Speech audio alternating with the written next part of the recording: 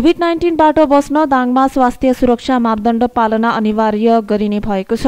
प्रमुख जिल्लाधिकारी हिरालाल रेग्मीको अध्यक्षतामा बसेको जिल्ला कोभिड संकट व्यवस्थापन केन्द्रले स्वास्थ्य तथा जनसंख्या मन्त्रालयले तोकेको स्वास्थ्य सुरक्षा मापदण्ड अनिवार्य रूपमा कार्यान्वयन गर्ने निर्णय गरेको हो।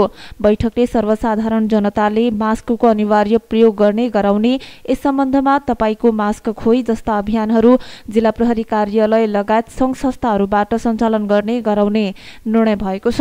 कोभिड-19 को संक्रमण नेपालमा कम हुँदै गए पनि छिमेकी राष्ट्र लगायत केही देशहरूमा संक्रमणको नयाँ भेरिएन्ट देखा परेको र सोको जोखिम तथा असर दाङ जिल्लामा पनि पर्न सक्ने अवस्थाप्रति समयमै सावधानी र सतर्कता अपनाउन स्वास्थ्य मापदण्ड पालना सम्बन्धी विभिन्न निर्णय गरिएको प्रमुख जिल्लाधिकारी रेग्मीले जानकारी दिनुभएको छ। दाङको राप्ती स्वास्थ्य विज्ञान प्रतिष्ठान र प्रादेशिक अस्पताल तुलसीपुरलाई कोभिड डेडिकेटेड अस्पतालको रूपमा स्वीकृतिका लागि सम्बन्धित निकायमा अनुरोध गर्ने निर्णय भएको छ।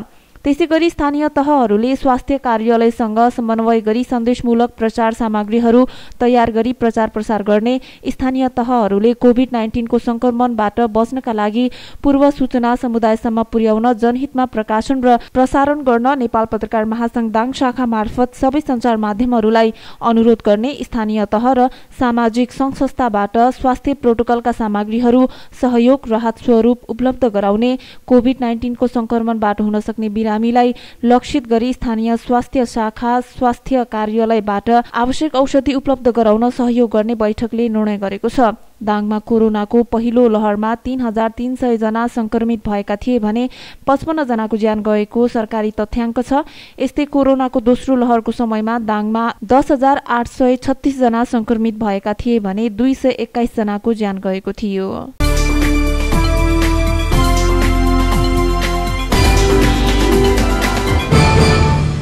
पछिल्लो समय दाङमा सूचना प्रविधिको दुरुपयोग गरेर रकम चोरी गर्ने क्रम बढेको छ। सूचना प्रविधिको दुरुपयोग गरेर चालु आर्थिक वर्षको करिब 5 महिनामा 8 जनाको रकम चोरी भएको हो। न्यूनतम 2 लाखदेखि 9 लाख रुपैयाँसम्म व्यक्तिको रकम चोरी भएको प्रहरीले जनाएको छ। ब्याङ्कले सेवाग्राहीलाई ओपीटी कोडको महत्व, यसको प्रयोगका विषयमा ब्याङ्कले जानकारी नगराउँदा यस्ता घटना हुने गरेको प्रहरीले जनाएको छ। सूचना प्रविधिका विषयमा जानकार नभएकै कारण त्यसको फाइदा उठाएर रकम चोरी गर्नेको संख्यामा वृद्धि भएको दाङ प्रहरीले जनाएको छ। प्रहरीले व्यक्तिको लापरवाहीले यस्ता घटना बढेको बताएको छ।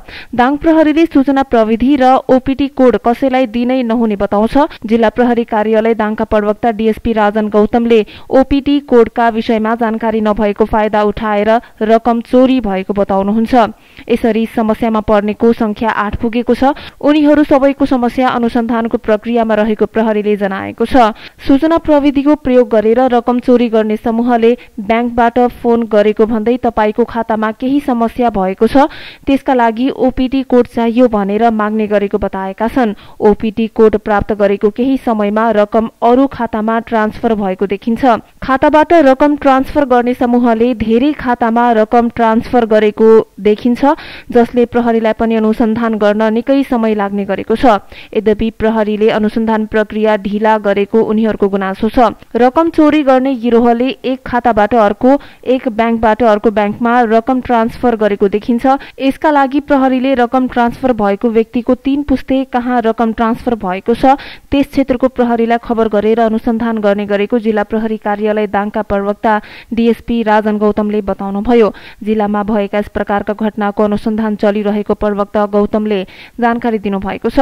सूचना प्रविधि विज्ञ गेहेन्द्र कुँवरले 3 कारणले यस्ता घटना हुने गरेको बताउनुभयो। सेवाग्राहीको लापरवाही, ब्याङ्कले ओपीडी कोडको महत्वका विषयमा जानकारी नगराउँदा र सेवाग्राहीको खातालाई ब्याङ्कले सुरक्षित राख्न नसक्नु नै कमजोरी भएको प्रविधि विज्ञ कुँवरले बताउनुभयो। यसका लागि सूचना प्रविधि विज्ञ कुँवरले ब्याङ्कले सेवाग्राहीको खाताको सुरक्षा लिनुपर्ने र एउटा डिभाइसबाट अर्को डिभाइसमा खाता खोल्ने प्रक्रिया चलेको अवस्थामा ब्याङ्कले चालाखी अपनाउनु पर्ने बताउनुभयो। अन्यथा यस्ता घटना बढ्ने सूचना प्रविधि विज्ञ कुँवरको भनाइ छ।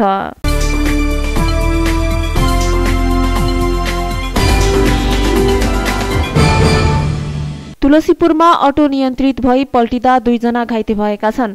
सोमबार राति 8:30 बजेको समयमा तुलसीपुर उपमहानगरपालिका वडा नम्बर 16 पचकलुवाबाट भोजपुरतर्फ जाँदै गरेको रा 1/5946 नम्बरको अटो अनियन्त्रित भई पल्टिएको थियो।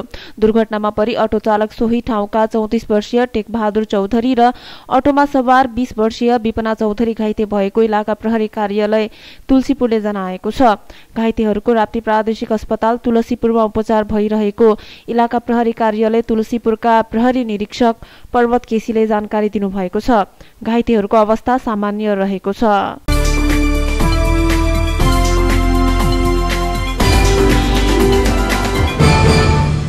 नेपाली कांग्रेस बाँकीका उपसभापति गोपाल प्रसाद अधिकारी नेपाली कांग्रेस लुम्बिनी प्रदेश प्रशिक्षण विभागको सदस्यमा मनोनित हुनुभएको छ।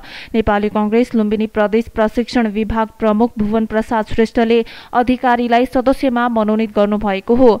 नेपाली कांग्रेसको नियमावली 2076 को परिच्छेद 12 को नियम 33(2) अनुसार अधिकारीलाई सदस्यमा मनोनित गरेको श्रेष्ठले बताउनु भएको छ।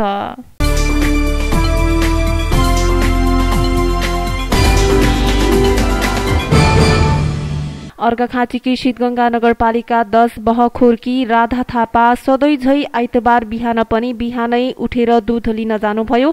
बिहानै उठेर नजिकैको डुम्रीपाटा गाउँमा दूध लिन जाने उहाँको दैनिकी थियो। बहखोरमा होटल व्यवसाय गर्दै आउनुभएकी थापा होटलमा आएका पाहुना तथा ग्राहकहरूलाई चिया खुवाउन भनेर दूध लिन आइतबार बिहान पनि जानुभयो। तर 60 वर्षीय थापा बिहान 9 बजेसम्म पनि दूध लिएर आउनु भएन। दूध लिएर नआएपछि किन ढिला भयो भनेर आफन्त फोन गरे। दूध लिन जाने ठाउँमा उहाँ नगएको भन्ने थाहा पाएपछि स्थानीयवासी र आफन्तले खोजी गर्न थाले। खोजी गर्दै जाँदा नजिकैको खोल्सीमा थापा मृत अवस्थामा भेटिनुभयो। स्थानीयवासीले तत्काल प्रहरीलाई खबर गरे। प्रहरी आएर घटना हेर्दा हत्या भएको हुन सक्ने आशंका गरेपछि प्रहरी र स्थानीयवासीले हत्याराको खोजी गर्न थाले। खोजी गर्दै जाँदा थापालाई हत्या गरी भागेका भारतीय नागरिक 23 वर्षीय सुशान्त सिंहलाई प्रहरीले पक्राउ गर्यो। हत्या गरेर थापाले लगाएका गरगहना लुटेर भाग्दै गरेका भारतीय नागरिक सिंहलाई शीतगंगा नगरपालिका 11 को मुन्द्रीबासको जंगलबाट प्रहरीले पक्राउ गर्न सफल भएको हो।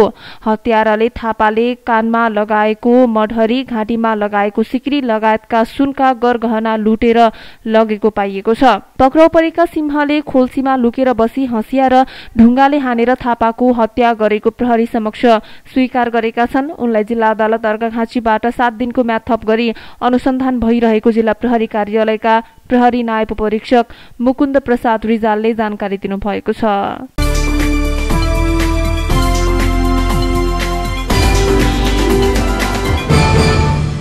लुम्बिनी प्रदेशको पहिलो कार्यकालमा स्थायी राजधानी कार्यान्वयनलाई मुख्य उपलब्धिका रूपमा लिइएको छ।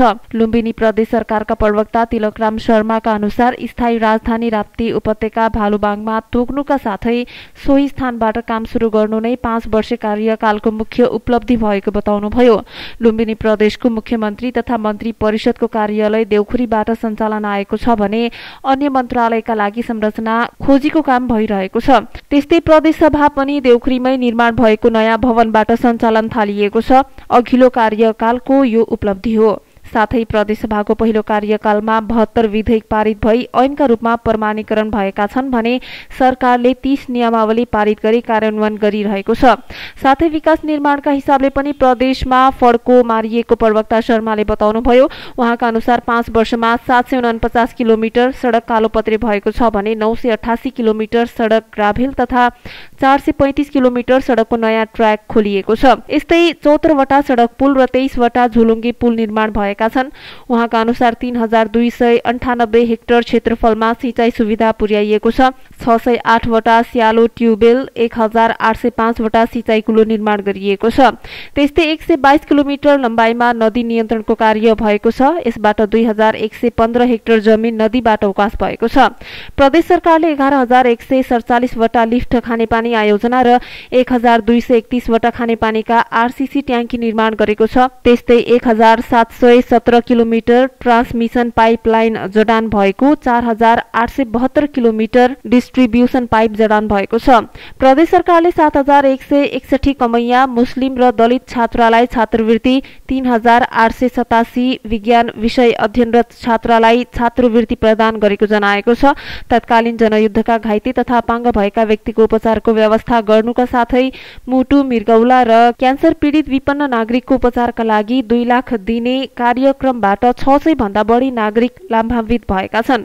यस्तै 4 वटा यातायात सेवा कार्यालय स्थापना गरी सेवा प्रवाह गरिरहेको, 4 स्थानमा सवारी यात्रु र चालकका लागि रिफ्रेश सेन्टरको निर्माण गरेको, कृषिलाई आधुनिकीकरण गर्नका लागि 109 वटा कृषि स्मार्ट गाउँको निर्माण गरिएको, 19 वटा शीत भण्डार, 19 वटा खाद्यान्न भण्डार, 10 वटा बिउ भण्डारण गृह निर्माण गरिएको छ। प्रदेश सरकारले गौरवका आयोजनाका रूपमा अघि सारेको लुम्बिनी प्राविधिक विश्वविद्यालय बाँकेमा स्थापना भई सञ्चालनको तयारीमा रहेको छ।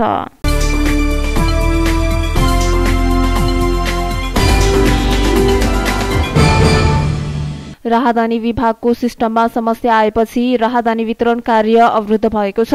आइतबारदेखि नै सिस्टममा समस्या आएपछि राहदानी आवेदनको अवस्था हेर्ने तथा राहदानी वितरण कार्य अवरुद्ध भएको विभागका प्रवक्ता दुर्पता सापकोटाले जानकारी दिनुभयो। अर्को सूचना जारी नहुँदासम्म बनेको राहदानी लिनका लागि नआउन विभागले अनुरोध गरेको छ। सिस्टममा आएको समस्या समाधानका लागि निरन्तर काम गरिरहेको भन्दै विभागले सिस्टम पूर्ण रूपमा सुरु हुन केही समय लाग्ने जनाएको छ। तर सिस्टमबाट नयाँ राहदानीका लागि आवेदन दिन भने सकिन्छ।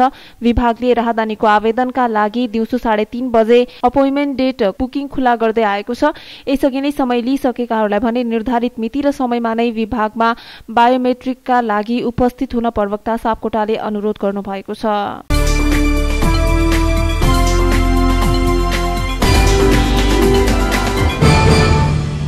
सर्वोच्च बार एसोसिएसनको 34औं नयाँ कार्य समिति चयनका लागि आउँदो 23 गते चुनाव हुने भएको छ।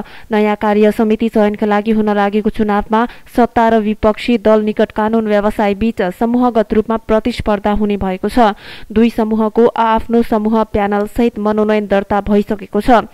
चुनावमा बृहत लोकतान्त्रिक र प्रगतिशील, पेशागत तथा गणतान्त्रिक समूह बनाएर चुनावी मैदानमा उत्रिएका छन्। लोकतान्त्रिक समूहबाट अध्यक्षमा वरिष्ठ अधिवक्ता हरिशंकर निरौलाले उम्मेदवारी दिनुभएको छ भने प्रगतिशीलबाट वरिष्ठ अधिवक्ता तुलसी भट्टले अध्यक्षमा उम्मेदवारी दिनुभएको छ।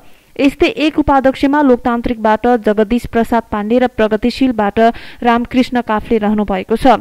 सचिवमा लोकतान्त्रिकबाट कल्याण पोखरेल र प्रगतिशीलबाट श्यामकुमार खत्री प्रतिस्पर्धामा हुनुहुन्छ। सहसचिवमा लोकतान्त्रिकबाट सुजन लोप्चन र प्रगतिशीलबाट संगीना शाक्य उम्मेद्वार हुनुहुन्छ। एक कोषाध्यक्ष पदका लागि लोकतान्त्रिकबाट रामचन्द्र पौडेल र प्रगतिशीलबाट कपिल चन्द्र पोखरेल प्रतिस्पर्धामा हुनुहुन्छ। एक महिला सदस्यका लागि लोकतान्त्रिकबाट कमला रोका गिरी र प्रगतिशीलबाट सृजना कडेल हुनुहुन्छ। सर्वोच्च बारमा 621 जना मतदाता रहेका छन्। सर्वोच्च बारमा 2 वर्षको कार्यकाल रहने व्यवस्था रहेको छ।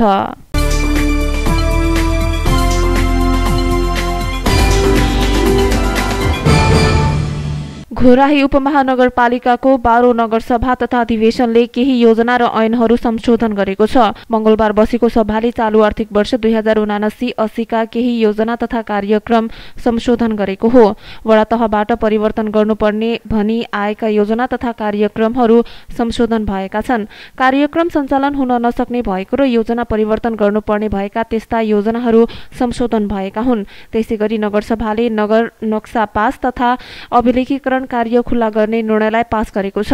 घर नक्सालाई व्यवस्थित गर्ने र भूकम्प प्रतिरोधी भवन बनाउन प्रेरित गर्ने गरी अभिलेखीकरण गर्ने भएको हो। विधि पुगेका, प्राविधिक रूपले योग्य भएका, नक्सा पासमा छुटेका घरहरूलाई प्रक्रिया पुर्याएर नक्सा पास गरिने नगर प्रमुख नरुलाल चौधरीले जानकारी दिनुभएको छ।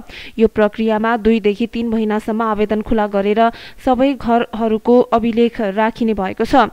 त्यसैगरी नगरको शिक्षा ऐन 2075 लाई समेत संशोधन गरिएको छ, जसअनुसार शिक्षा, युवा तथा खेलकुद महाशाखाको सट्टा सामाजिक विकास महाशाखा राख्ने, संघ र प्रदेशबाट छनौट भएका बाहेक नगर कार्यपालिकाबाट नमुना विद्यालय छनौट गर्ने, नगरभित्र हरेक वर्ष शिक्षक, कर्मचारी र बाल विकास सहयोगी कार्यकर्ताहरूको दरबन्दी मिलान नगर शिक्षा समितिले गर्ने भएको छ। यसैगरी समयमा कर नतिरेका व्यवसायीलाई करमा छुट दिएर करको दायरामा ल्याउने निर्णय पनि पारित भएको छ। यसैगरी प्रत्येक चालु आर्थिक वर्षको असार मसान्तसम्म कर नबुझाई बक्यौता कायम हुन आएको आर्थिक वर्षबाट थप 10% का दरले विलम्ब जरिवाना जोडी बक्यौता असुल हुँदै आएकोमा आगामी 2080 साल वैशाख मसान्तभित्र तोकिएको कर तिरे जरिवाना पूर्ण रूपमा छुट गर्ने गरी सभाले निर्णय पारित गरेको छ। कोरोना महामारी, उच्च ब्याज दर तथा आर्थिक मन्दीका कारण व्यवसायमा पर्न गएको मारलाई मध्यनजर गरी सहुलियतपूर्ण रूपमा सम्पूर्ण व्यवसायीहरूलाई करको दायरामा ल्याउन उक्त संशोधन गरिएको नगर प्रमुख चौधरीले जानकारी दिनुभएको छ।